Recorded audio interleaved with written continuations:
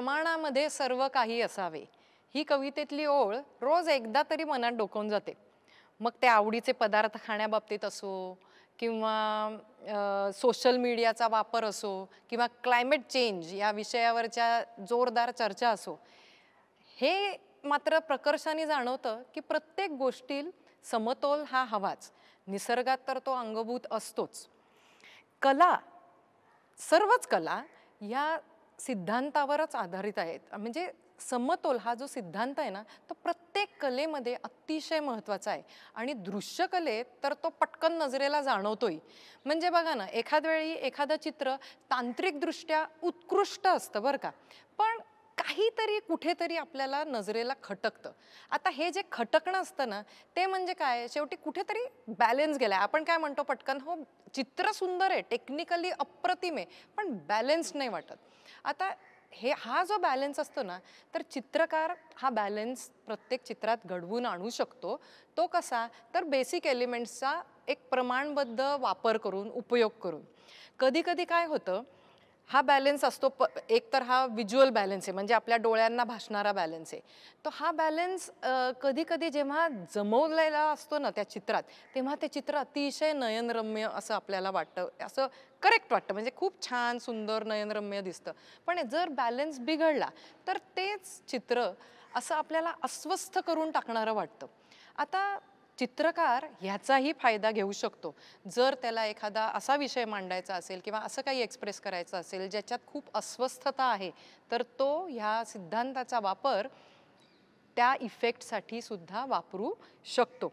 आपण सर्वजण नैसर्गिकरित्याच अगदी नॅचरली प्रत्येक गोष्टीत बॅलन्स शोधतच असतो. चित्रकलेत ना 3 प्रकारचे समतोल असतात: सिमेट्रिकल, असिमेट्रिकल आणि रेडियल. सिमेट्रिकल आणि रेडियल हे त्या मानाने सारखेच आहेत असं म्हटलं तरी चालेल. असिमेट्रिकल बॅलन्स जो असतो ना, त्यात बेसिक एलिमेंट्सचा एकमेकांबरोबर वापर केलेला असतो योग्य पद्धतीने. आता सिमेट्रिकल बॅलन्स जो असतो त्यात कसं असतं की एक मध्यरेषा असते आणि त्याच्या दोन्ही बाजूला आयडेंटिकल आकारांचा वापर केलेला असतो.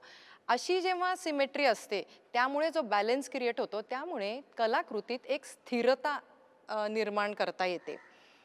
तसंच रेडियल सिमेट्री जी असते त्यांनी कसा बॅलन्स होतो, तर रेडियल सिमेट्रीमध्ये एक सेंट्रल पॉइंट असतो आणि त्याच्या भोवती वेव्ज असल्यासारखं, म्हणजे तरंग उठतात ना पाण्यात, एखादा खडा टाकल्यावर तर कसे तरंग उठतात त्याच्या भोवती, सिमेट्रिकल असतात ते, सर्क्युलर असे पॅटर्न्स.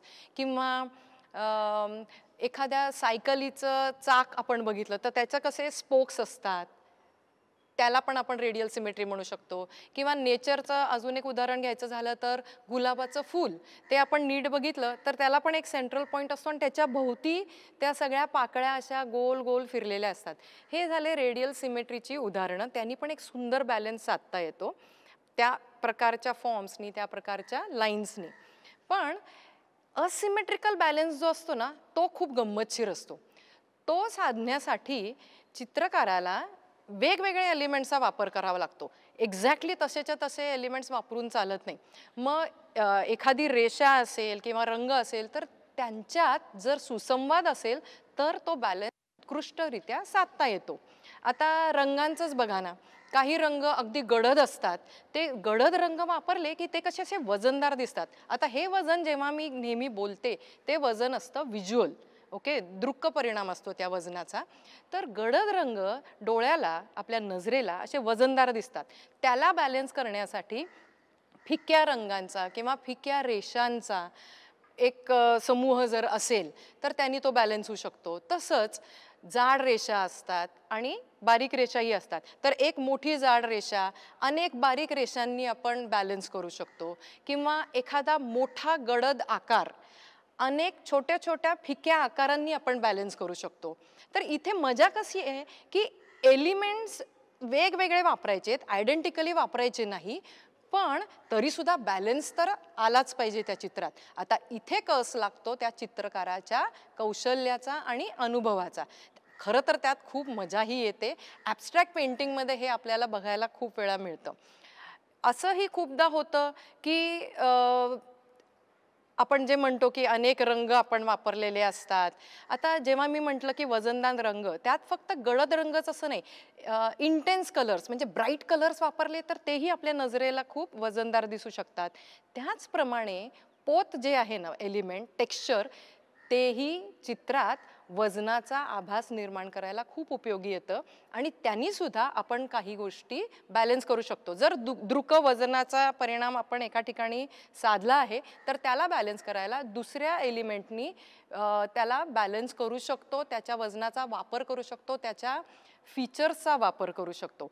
ह्या सर्व गोष्टी एखाद्या रचनेत आपण जेव्हा वापरत असतो तेव्हा या सर्व मूळ तत्वांचा एकमेकात एक सुंदर सुसंवाद असणं खूप आवश्यक आहे, खूप गरजेचं आहे असं मला वाटतं. आणि जर ते परिणामकारक वापरता आलं तर ती चित्रकृती किंवा ती कलाकृती, मग ते एक स्कल्पचर असो किंवा काही असो, ते खूप रीच होऊ शकतं त्या बघणाऱ्यापर्यंत, त्या व्ह्यूअरपर्यंत, असं मला अगदी ठामपणे वाटतं. चित्रात ट्रान्सपरंट कलर्स ओपेक कलर्सच्या तुलनेत खूप तरल आणि हलके दिसतात. ओपेक कलर्स कसे वजनदार दिसतात, तर त्या फीचरचा सुद्धा आपण बॅलन्स घडवून आणण्यात उपयोग करू शकतो.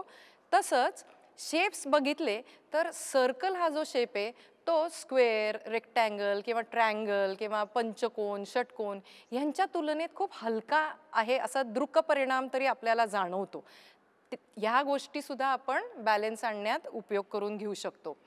चित्रात अगदी उभा, आडवा किंवा तिरका जरी कंपोज असेल ना, रचना असेल, तरी सुद्धा जर बेसिक एलिमेंट्सचा योग्य वापर केला तर त्या रचनाही अतिशय सुंदर दिसू शकतात. समतोल असेल तर चित्र अतिशय परिणामकारक दिसू शकतं आणि ते खूप महत्त्वाचं आहे असं मला पर्सनली वाटतं.